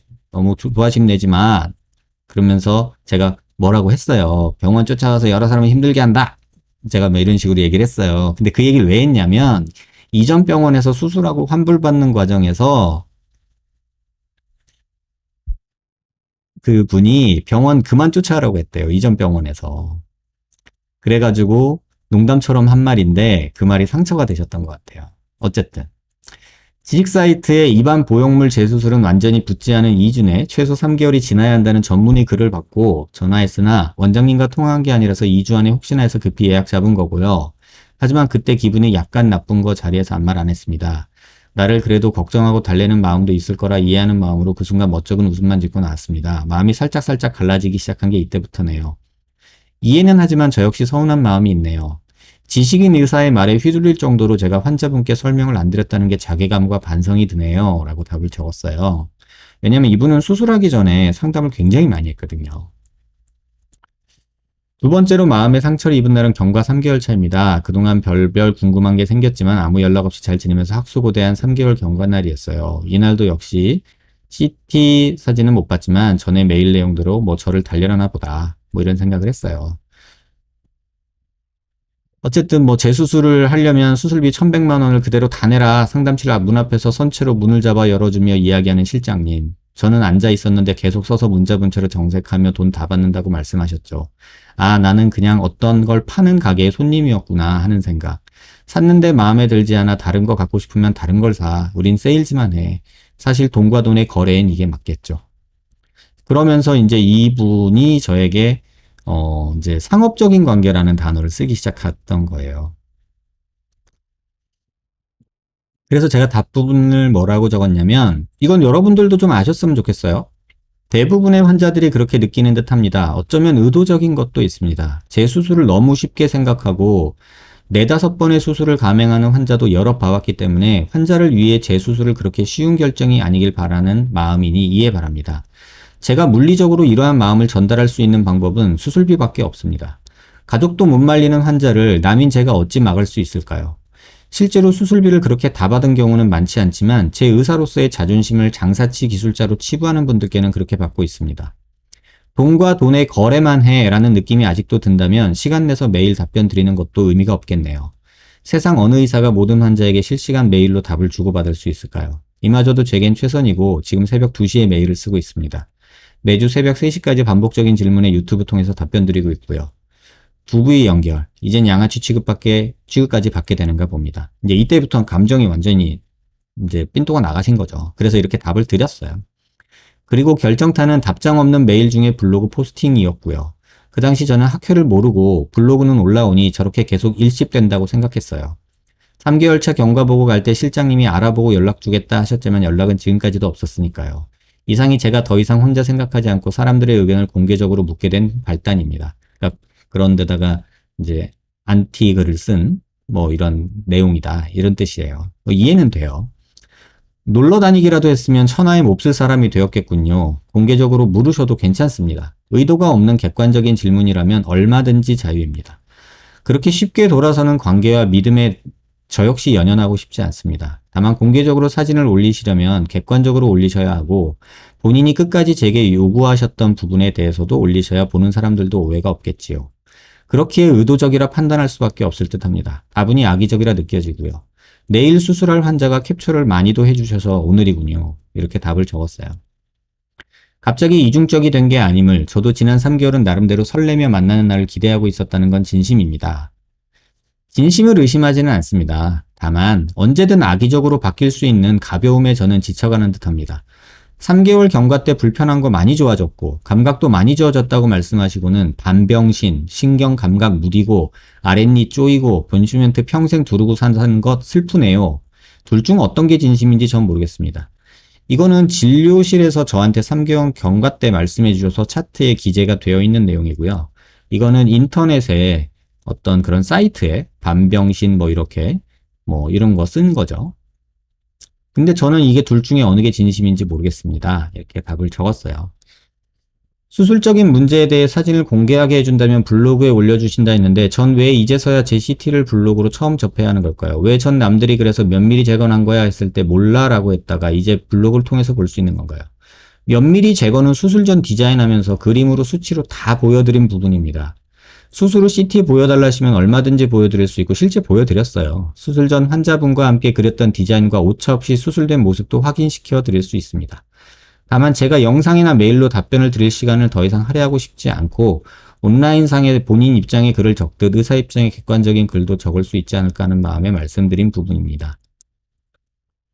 지금 더 공개하고 CCTV를 가려보기라 하기 전에 저한테 메일로라도 제 수술 사진 내용 먼저 알려주셔야 하는 거 아닌지. 이게 이제 1대1 관계를 계속해서 이분은 요구를 하시는 거예요. 근데 저도 할 만큼은 하거든요. 근데 이게 한계가 있잖아요. 글로 메일로 쓰는 게. 저를 이해시키려면 저에게 메일로 그 내용을 알려주셔야죠. 블로그를 통해 다수 이해시키려고 저한테 사진 사용 동의를 구하는 건 제 입장에선 또 상업적인 느낌만 받지 않을까요? 일련의 상황들로 제가 쓴 글, 제 사진 공개, CT 공개 등은 저는 수술 부분 공개 모델 조건이 없었으므로 죄송하지만 다시 한번 거절 의사를 정중히 밝힙니다. CCBB를 가릴 정도의 내용도 아니고 상업적으로 이용할 거리도 아닙니다. 다만 제 자존심과 명예에 관한 문제이기는 합니다. 거부하시면 저 역시 시간 낭비하고 싶지 않습니다. 설명은 수술 전에도 충분히 했는데 기억이 남아있지 않은 듯합니다. 차트의 3가지 답변은 결론적으로는 제가 말한 부분이 거의 맞습니다. 근데 이 정도의 재건량을 얻으려고 이런 큰 수술을 한 걸까요? 그래서 제가 상담 시 전진이 필요하다, 체부 볼륨이 만들어져야 한몰이 교정된다 수차례 설명드렸습니다. 하지만 상담 시마다 커지는 거에 대한 걱정과 전진되는 거에 대한 커다란 부담감만 제게 표현하셨습니다. 저한테 그러면 재건이 의미가 없다. 그러면 이러이러한 모양이 나온다. 이렇게 될 것이다. 그림이라도 그래서 아니 그냥 말로라도 진지하게 조언을 해주셨는지. 안 했다고 말씀하시면 저는 거짓말쟁이고 왜냐면 정말로 많이 했거든요. 차트에는 무려 이 얘기만 5번, 10번이 나와요. 그리고 제 유튜브에서도 방송에서도 저는 계속 이 얘기를 하고 있고요. 참 라이브 때도 제가 설명드릴 때 들어와 계셨네요. 그때 외국이라고 하시면서. 근데 이제 결국은 원망인 거죠. 저는 블로그에 냉철한 다각도 분석을 하시는 분이 작게 해달라 해도 한 번에 오케이 하시니 이 정도만 재건해도 해결이 어느 정도 되니까 해주시는 줄 알았습니다. 이거 참 재밌죠. 알아서 해줄 거니까 작게 해달래도 오케이 뭐 이렇게 하니까는 알아서 해주겠지 이런 거예요. 한 번에 오케이 하다니요. 상담할 때마다 그렇게 하면 안 된다 이렇게 해야 된다 설득을 했어요. 근데 그게 안 먹혔어요. 본인 고집이 너무 강했고요. 충분히 말했고 환자분이 패이는 거 남더라도 작게를 반복 주장하셨습니다. 전지는 반대하셨고요. 이 부분은 기억에서 삭제되셨는지 모르겠으나 차트에는 다 기재가 되어 있네요. 아, 입 떨어지는 게 작게도 해결되는데 미적인 취향 차이구나. 그럼 큰 거 작은 거 중 난 작은 게 낫겠다 결론이 난 거고요. 그냥 전에 싸운 기억으로 지쳐서 환자들은 모두 다 똑같은 생각으로 이젠 환자의 니즈에 맞출 뿐이라고 하기엔 전문의로서 많은 사람이 내 쌍에 존경하는 의사 선생님으로서 너무 아쉽진 않으신지 저도 되묻고 싶습니다. 이 수술은 성공적일까요? 결과론적인 얘기겠죠. 마음에 안 들면 실패한 수술이고 비난받는 수술이겠지요. 솔직한 말씀을 드리면 그냥 내 말 듣지라는 아쉬움이 있습니다. 이렇게 답변을 드렸던 분이에요. 오해가 있는 부분이 있다면 저도 풀고 잘 지내고 싶습니다. 섭섭한 부분만 적게 되었는데 주제가 아니라서 적지 않았지 고마웠던 부분도 있습니다. 오해는 없습니다. 기억의 단절과 감정의 변화만 있겠지요. 의사와 환자는 연애하는 게 아니기에 잘 지낼 필요는 없다고 생각합니다. 알면 삼키고 쓰는 뱉는 가벼운 관계가 처음도 아니기도 하고요. 개인적으로는 남 탓하는 게 가장 견디기 힘든 이중성인 듯 합니다. 첨부 파일 내용이 과격했다면 수정하겠습니다. 당연히 저 글도 댓글도 지우는 건 일도 아닙니다. 저도 알람 울리고 신경 쓰고 싶지 않습니다. 이달에 시간 날 때 이메일 답변 주시면 감사하겠습니다. 수정도 삭제도 본인 자유입니다. 저라면 모두 삭제 후 사과 메일을 보냈을 듯 합니다. 링크 보내드린 글과 영상을 보시고 이런 메일을 보냈으리라고 저는 상상도 못했습니다. 저도 제3과 수술해야 할 환자분들이 있는데 굳이 악의적인 분들께까지 할애해가면서 더 이상 메일 쓰고 싶지 않습니다. 첨부해드린 파일만 제가 본 게 아닙니다. 일일이 다 보여드리긴 낯뜨겁고 유치할 듯해서 첨부하지 않겠습니다. 마지막으로 의사로서 조언 드리겠습니다. 이건 여러분들한테도 해당되는 얘기일 것 같아요. 수술 계획에 환자의 주장을 반영한 결과에 보다 적극적으로 설득하지 못했다고 의사에게만 책임을 물으시는 건 옳지 않습니다. 문제의 핵심은 커지기 싫고 전진되기 싫은 환자의 마음과 짧아지고 입술 처지고 턱끝 매달리고 함물 생기는 건 싫다는 이중성입니다. 경과시 상세히 설명드리지 않고 CT 보며 설명드리지 않은 이유는 충분한 시간을 갖고 본인 문제를 고민하라는 의도될 뿐 그 이상도 그 이하도 아닙니다. 수술비 문제는 수년간 여러 환자를 겪으면 제가 내린 결론이며 흥정의 대상이 아닙니다. 욕하신다고 바뀔 내용도 아니고요. 한 번의 기회를 신중하게 결정하지 못했으니 다 의사 탓이라고 생각부터 내려놓으시고 내가 뭘 놓치고 무슨 실수를 해서 여기까지 왔는지 한번 천천히 오답노트 작성해 보시길 권해드립니다. 인터넷 사이트의 정체모를 분들에게 의지하기보다는 저라면 오답노트 작성을 할 듯합니다. 이제 메일로는 그만 답변 드리겠습니다. 궁금하신 점은 내원하시거나 병원으로 문의 주시기 바랍니다. 이렇게 메일을 보내고 이제 말았어요. 자, 여기서 여러분들한테 꼭 드리고 싶은 말씀이 네 가지예요. 환자들은 작아지고 싶고 갸름해지고 싶고 처진 거 싫고 패인 거 싫고 그래요. 근데 그걸 해결하려면 커져야 되고 뭐 전진돼야 되고 뭐 어떻게 돼요? 이건 이중성이에요. 갸름해지고 싶은데 늘어지는 건 싫다. 마치 우리가 이런 거나 중요하죠. 여자들이 하이힐을 신어요. 왜 신죠? 발가락이 휘고요. 뒤꿈치가 까져가면서 데일밴드 붙여가면서까지도 하이힐을 신어요. 편해서? 아니죠. 이쁘니까. 이쁘다는 이유로 그 불편함과 발가락 기형과 뒤꿈치 까지면서 피를 보면서까지도 신는 게 하이힐이에요. 그런데 그 하이힐이 이뻐. 그러면 우리는 그렇게 발가락이 휘어도 그게 명품이야. 그러면 뒤꿈치가 까져도 피가 흘러도 그 하이힐을 신어요. 하지만 안 이뻐. 그러면 이 신발 때문에 발가락이 휘었고 이 신발 때문에 피가 났고 나는 걷지도 제대로 못하고 이렇게 말할 수 있어요.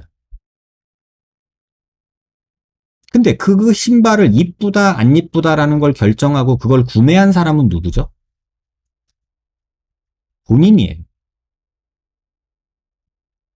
근데 그거를 신발 탓을 하고 신발 만들어준 사람 탓을 하게 되는 게 우리가 사는 세상이에요.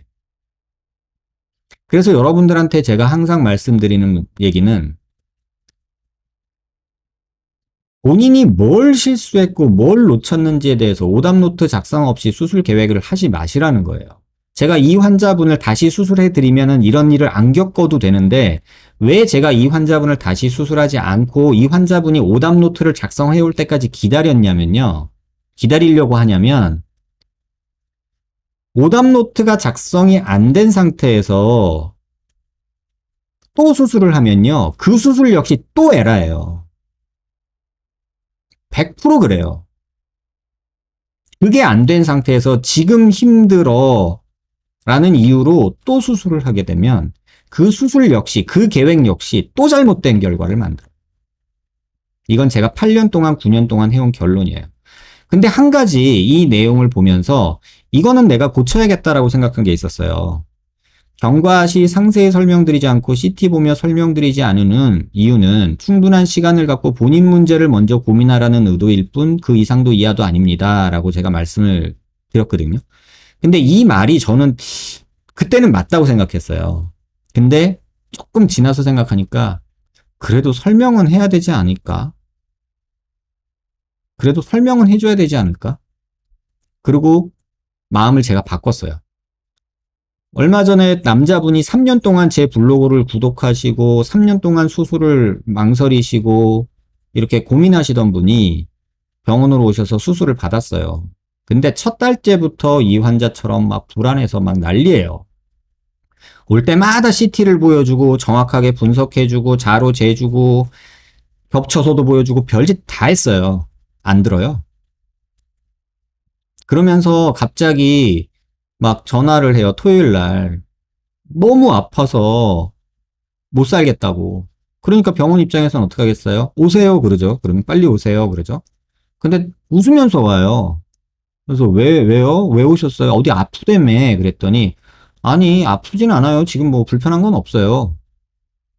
근데 왜 아프다 그랬어요? 그랬더니 아, 예약 안 잡아줄까 봐. 이러는 거예요. 아, 왜 그렇다고 거짓말을 해, 이 친구야. 이렇게 얘기를 했죠. 놀랬잖아. 좀 어때? 그랬더니, 아니, 뭐, 입 움직이는 거 편하고 지금 좋아요. 근데 선생님, 이게 조금 계속 마음에 걸리고, 이게 조금 그래요. 한 2달 됐나요? 근데 그전에도 한 4-5번을 왔단 말이에요. 그래가지고, 아니, 올 때마다 나 똑같은 얘기하고 있고, 자기는 자기 얘기만 하고 있고, 이거 너무 지치지 않냐? 나 이 CT 지금 나 외우겠다. 이 수치도 외워, 이제.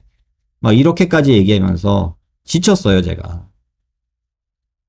그래가지고, 아, 이제 그만하자. 뭐 원하는 대로 해라. 뭐 어떻게 해줄까? 그랬더니 뭐 요렇게 하면 되니. 그렇게 하면 그 문제 해결 안 될 거고 이제 똑같은 얘기예요. 그러면 그거 남을 거고 그거 어떻게 될 건데. 아, 그거는 원장님이 알아서 해결해 줘야 되죠. 아니, 그게 그렇게 하면 안 된다니까? 아, 몰라요. 나 이거 막 이러면서 이제 부딪히는 거예요. 결국은 그 친구가 그 문제의 병원에 가서 보형물을 제거해서 그 병원에 가보면 예쁘게 블로그에 제가 만들어 놓은 보형물이 사진에 올라가 있죠. 그게 그 친구예요. 그런 불안정한 환자를 데려다가 제거를 해주고서 본인 블로그에 이렇게 쓴 거예요. 아무튼 제가 이렇게 글을 쓰고 마무리되는 거라고 저는 생각했어요. 왜? 더 이상은 나에 대한 신뢰가 없고 그저 원하는 건 제 수술을 싸게 또는 그냥 해달라는 요구밖에 없는 이런 내용이 싫었어요. 그냥 겪을 대로 겪고 나중에 오면 그때 내가 따뜻하게 안아줘야지라는 생각을 하고 있었어요. 그래서 사실은 이 환자가 1년 전에 준 초콜릿을 제 방에 갖고 있었어요. 이게 해피엔딩으로 끝나면 그 초콜릿을 같이 먹어야지라는 생각을 하고 있었어요, 사실은. 그래서 그 초콜릿을 계속 제 책상에 있는데 놓고 있었어요. 언젠가 이 친구가 조금 마음을 워워하고 좀 이렇게 우울증, 불면증, 정신과 약 안 먹고 이렇게 편안한 상태로 나랑 천천히 얘기할 수 있기를 기대했거든요. 그랬는데 다행히 메일이 이렇게 왔어요. 지난밤 잠 안 자고 오늘 점심까지 매일 수십 번 읽었습니다. 의존증 줄이려고 조절했던 약도 다시 먹고 차분히 생각하려고 밤새 노력했습니다. 첫 수술 후 얻은 우울증, 계속되는 실패란 생각이 자꾸 불안감을 더 만든 것 같네요. 말씀하신 대로 인터넷 사람들에 의존하지 않고 한번 스스로 혼자서 오답노트 만들어서 지내보려고 합니다. 시작은 처음 윤곽수술부터요. 그 수술이 왜 실패했을까부터 생각해 볼게요. 이렇게 하는 게 오답노트가 맞는 거죠.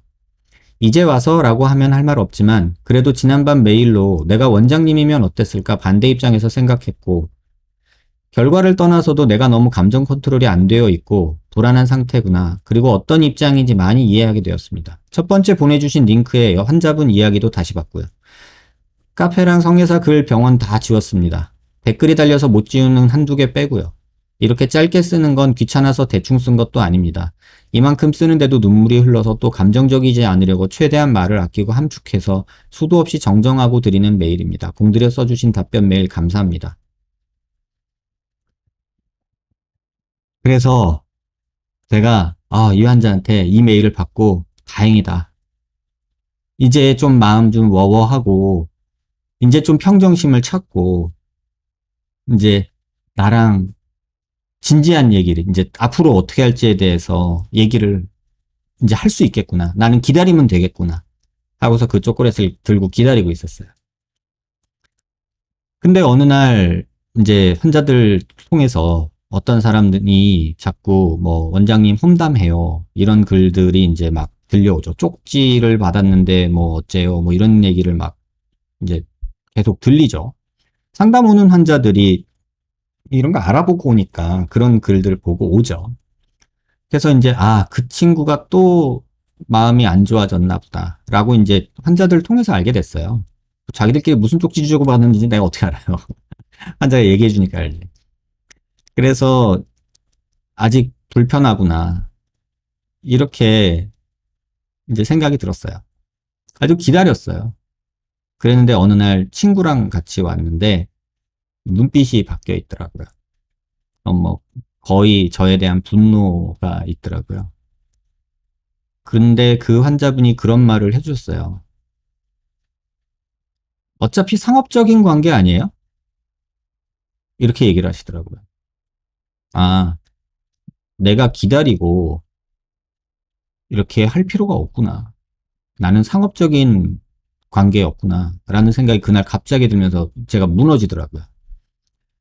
그치. 상업적인 관계인데 내가 책상 위에다가 초콜릿을 놓고 이 초콜릿을 그 친구랑 같이 까먹을 일을 생각하고 있은 뭐랄까 약간 바보 같은 내가 너무 낭만주의인 건가?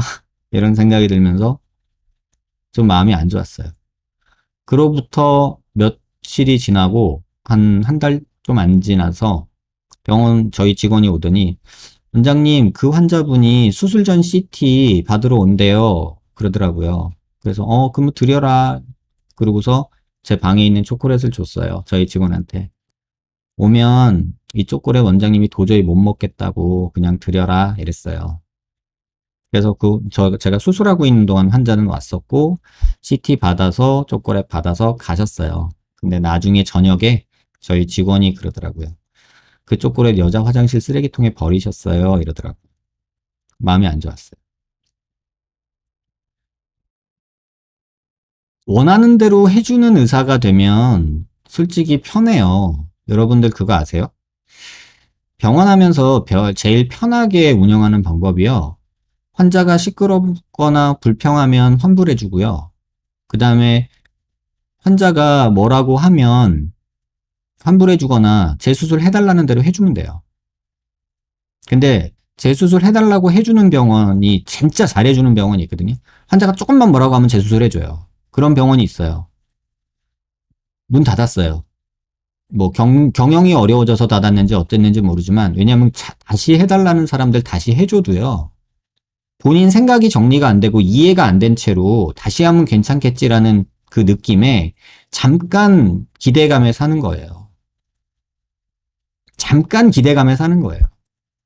또 그러고 나서 불만이 생기면 또 와요. 제가 블로그에 그런 글 썼잖아요. 6번 수술을 한 친구 있다니까요. 내가 안 해줘서. 그런데 중요한 건 뭐냐면요. 아까 이 메일의 주인공인 환자분도 저한텐 아픈 손가락이에요. 제 마음속, 제 마음속에 이 공동묘지에 들어가 있는 사람이에요. 내가 끝까지 해결해주지 못한 환자. 내가 손은 댔지만 중간에 나를 놔버린 환자. 나한테는 아픈 손가락이에요. 그 부산에서 올라온 남자 환자. 도란에서 3년 동안 재건 수술을 꿈꾸고 그러다가 겨우 와서 저랑 수없이 상담을 하고 수술을 하고 수술하고 2주, 3주째부터 불안감에 휩싸여서 계속 똑같은 질문을 하고 한 달 있다가 와서는 지난달에 말했던 거 조금 좋아졌다고 그런데 아직도 요게 좀 불편하다고 계속 똑같은 질문을 계속하는 그런 환자. 그러다가 결국은 본인이 내뱉은 실수에 본인이 민망해져서 저한테 제거해달라고 말을 못하는 상황에 그러면 얼마나 열받아요. 3년 동안 큰 돈으로 애써서 이렇게 수술을 했는데 자기 맘에 안 드는데 맘에 안 든다고 막 해다가 저한테 실수를 하게 되면 본인도 이제 자기 합리화라는 게 시작이 되잖아요. 우리는 나를 보호하는 그 정신과적인 기제 사이코다이내믹이 돌아간단 말이에요. 그럼 나를 보호하는 가장 편한 방법은 뭐냐면 상대방을 나쁜 놈 만드는 거예요. 그러면 난 이상한 게 아니야. 저 새끼가 나쁜 놈이야. 라고 말하면서 나를 정당화하게 돼요. 그게 내 방어 기제인 거예요. 또 이렇게 불안감이 심하신 분들은 그게 또 되게 강해요. 그래서 이분이 저한테는 깨물면 아픈 손가락이에요. 이 메일을 주고받았던 분 깨물면 아픈 손가락이에요. 또 얼마 전에 왔던 그 남자 환자분 그리고 또 그 문제의 병원에 가서 보형물 빼고서 또 좋다고 블로그에 보형물 제거하고 저를 험담하는 그 원장님한테 또 이렇게 뭐 하는 그 남자분 저한테는 다 아픈 손가락이에요.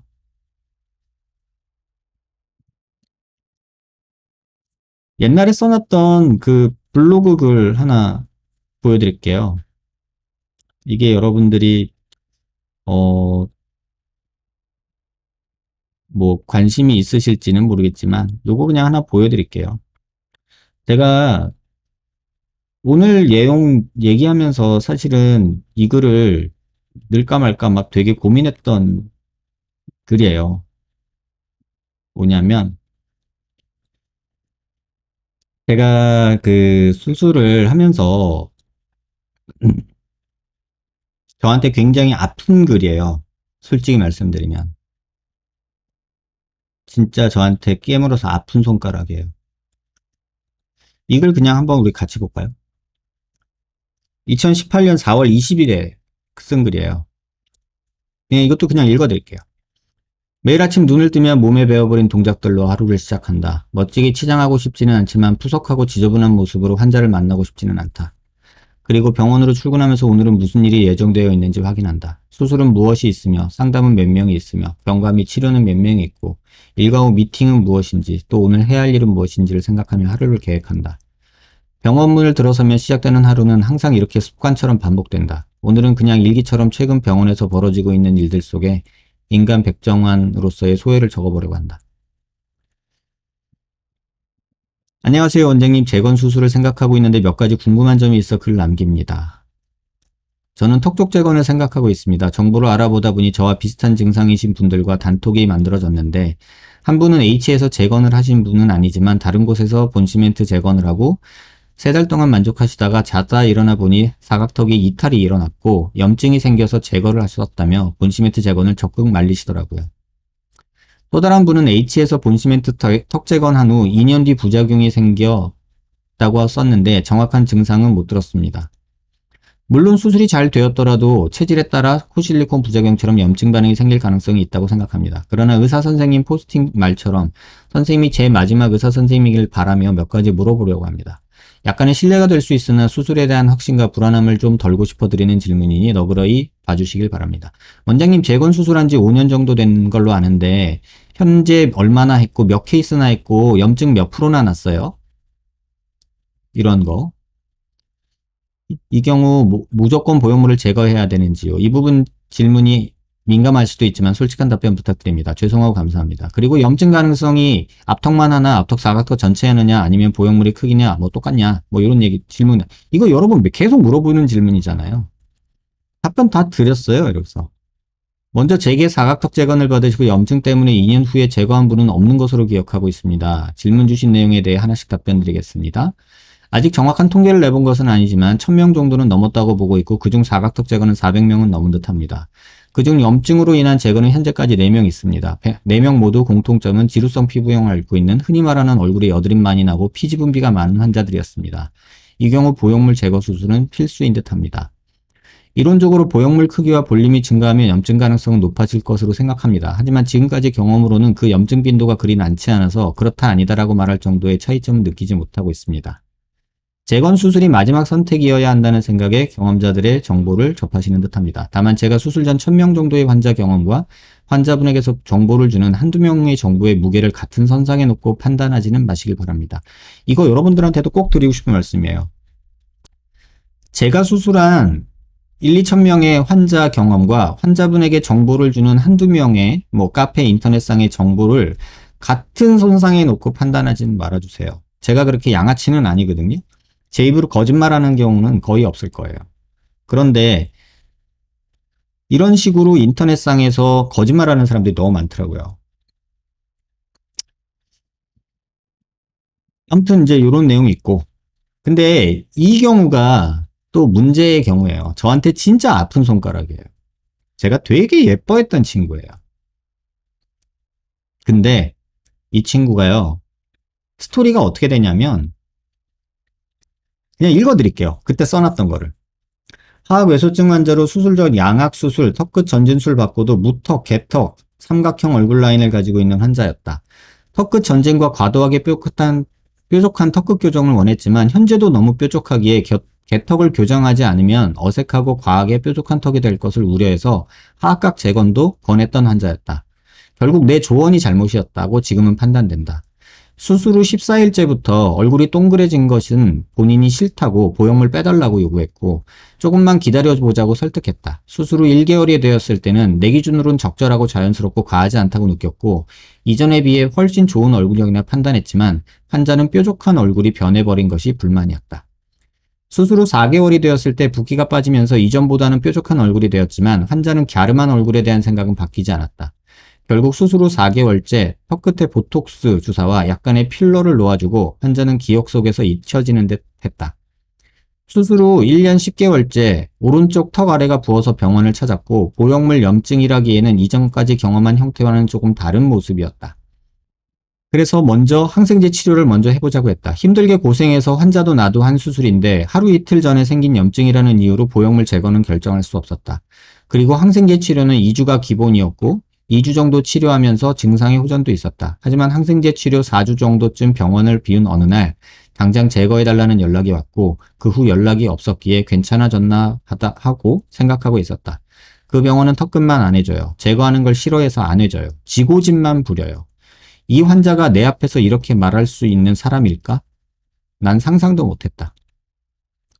하악외소증을 설명할 때 이런 환자들을 많이 보게 된다. 턱이 작고 빈약해서 받은 양악수술, 턱끝 전진술이 특징적이고 그로 인해 무턱과 개턱, 빈약한 하악체부를 보이는 경우가 대부분이다. 수술은 위 사진처럼 진행되었고 개인적으로는 굉장히 만족스러운 수술이었다. 하지만 그건 내 생각이었고 환자는 타 병원에서 그 후 제거를 받고 올해 2월부터 성형 부작용 카페에 수술 부작용 글을 올린 듯하다. 참 많이 아끼고 예뻐해줬던 환자는 그렇게 나를 원망하고 떠났다. 제거는 잘 되었는지 혹시 조각이 남지는 않았는지 걱정돼서 실장님 통해 연락해 보았지만 결국 돌아온 대답은 끊어진 인연에 대한 이별 통보였다. 제가 없는 말 쓴 것도 아닌데 왜 그러세요? 이젠 연락하지 마세요. 근데 이제 지금도 이 글이 회자되고 있어요. 이 친구가 지금도 그런 얘기를 하고 있어요. 이 친구가 어떤 치과병원에서 보형물을 제거했거든요. 근데 제가 여기 톱질하지 말라고 저번에도 말씀드렸죠. 왜냐면 여기 그 안면 동맥이 지나가요. 근데 여기를 톱질해서 제거를 하셨던가 봐요. 그 치과 선생님이. 그러면서 여기 동맥혈을 터트리신 것 같아요. 그러면서 이 친구가 수혈까지 받았대요. 좀 기다리지.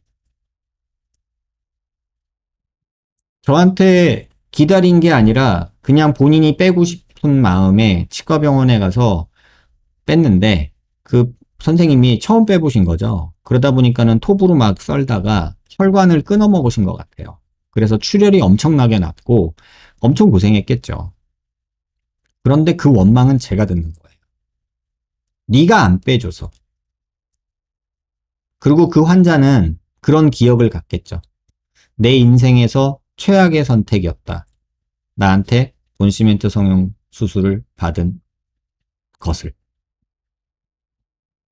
근데 여러분도 그냥 한번 보세요. 이 턱이 괜찮은가요? 저는 과하게 뾰족하다고 생각하거든요. 저는 이 턱이 오히려 좀 더 낫다고 생각하거든요. 이런 턱보다는요, 이런 턱보다는 저는 이런 턱이 더 낫다고 생각하거든요. 그런데 이 친구는 갸름한 게 좋은 거죠. 자, 제가 겪은 일들이에요. 이런 일들을 겪으면서, 2018년도의 일이잖아요. 근데 지금 말씀드린 3명의 얘기를 그 블로그에서 어떻게 편집을 했는지 한번 보세요. 제 아픈 손가락을 가지고 그 블로그에서 어떻게 편집을 해서 글을 썼는지 한번 보세요. 제가 그래서 물었죠. 그 원장님한테. 몇 명이나 빼보셨느냐. 저한테 아픈 손가락이에요. 내가 잘못해서라기보다 또 뭐 그렇게 생각할 수도 있고, 음? 내가 아픈 손가락이라. 나한테 아픈 손가락이라. 그거를 뭐 나를 깎아내리면 자기가 올라가나? 그런 생각을 하고 있더라고요. 그래서 와, 내 아픈 손가락을 저렇게 편집을 할 수 있구나. 이런 생각을 들면서 와, 대단하다. 이런 생각이 들었어요. 자, 제 마음속에 공동묘지가 있어요. 제가 겪었던 환자들의 수많은 사연들이 있어요. 차마 다 말로 못해요. 왜? 아직은 내가 현업에 있기 때문에. 거기에는 의사들에 대한 얘기도 있어요. 근데 차마 다 못해요. 왜? 아직은 내가 현업에 있으니까. 지금 그 모 병원 선생님도 제가 뭐라고 할 이유가 없어요. 시간이 지나면 다 답을 해줘요. 하나님께서 세상이 그 사람을 평가해줘요. 내 마음속에 내 아픈 손가락들을 끄집어내서 자기를 방어하는 데 쓰는 그런 모습을 보니까 되게 아프더라고요. 근데 말하고 싶더라고요. 나를 깎아내려서 달라지는 게 뭐지? 본인이 더 우월한 사람이 되나? 아무튼 그래서 제 아픈 손가락에 그렇게 얘기를 하는 거 보고 조금은 마음이 안 좋았어요. 그냥 그 환자들이 안타까웠거든요. 근데 기다릴 거예요. 그래서 저는 환자들한테 이제는 강요를 못 해요. 왜? 본인이 갸름한 걸 좋아하는지, 얼마나 뾰족한 걸 원하는지, 이걸 제가 알 수가 없잖아요. 그래서 보여줄 수밖에 없는 거예요. 이 정도 괜찮니? 이 정도 괜찮니? 그래서 그렇다고 해도 결국은 본인 마음에 들어도 주변에서 싫다면 그것도 잘못된 수술. 엄마랑 자기랑 환자랑 와서 인사하고 고맙다고 그랬다가 한 달 있다 와서 남자친구가 별로라고 한다고 또 빼달라는 사람. 원장님 은인이에요 하던 사람이 갑자기 1년 있다가 또 다른 수술을 하고 오는 경우. 정말 답답하더라고요. 힘들어요. 도대체 저 마음속을 어떻게 알지? 근데 제가 이렇게 말하는 이유가 뭐냐면요. 이게 제가 해결을 못해요. 왜냐면 한때는 이걸 해결해 보려고 제가 깝친 적이 있어요. 속된 말로 진짜 깝쳤어요. 주제도 모르고. 그래가지고 야, 너 부모님 좀 모시고 와볼래? 이랬던 적이 있어요. 근데 어느 순간 느꼈어요. 그 부모님이 저한테 그런 말을 하시더라고요. 선생님, 우리 애 좀 도와주세요. 저 너무 힘들어요. 황당한 거죠, 저는. 제가 어머님한테 그랬어요. 어머니, 같이 사는 어머님도 컨트롤이 안 되는 상황인데 제발로 와야 오는 저 환자를 제가 어떻게 컨트롤을 하겠어요, 어머님. 도움 받으세요. 라고 말할 수밖에 없더라고요. 그럼 옆에 있던 환자는 그러죠. 웃기네. 말 안 통하네. 이러면서 또 완전히 기분 나빠가지고 나가죠. 정신외과라는 말을 어느 아이돌 그룹 환자한테 얘기 듣고 나서 와, 한 대 빵 맞은 느낌이 들었어요. 그 친구가 저한테 그랬거든요. 정신외과 아니에요, 성형외과는? 그런데 그 말이 한 1년 반, 2년 됐나요? 근데 그 친구가 저한테 어느 날 갑자기 보고 싶다고 왔어요. 갑자기. 뭐 경과를 보는 날도 아니고 갑자기 왔어요. 웬일이야? 그랬더니 원장님 보고 싶어서 왔대요. 요새는 좀 어때? 괜찮아? 뭐 이러고 막 다른 얘기 하다가. 근데 딱 그 말을 하더라고요. 성형외과는 정신외과 아니에요? 그래서 가끔 원장님 생각나요? 이러더라고요.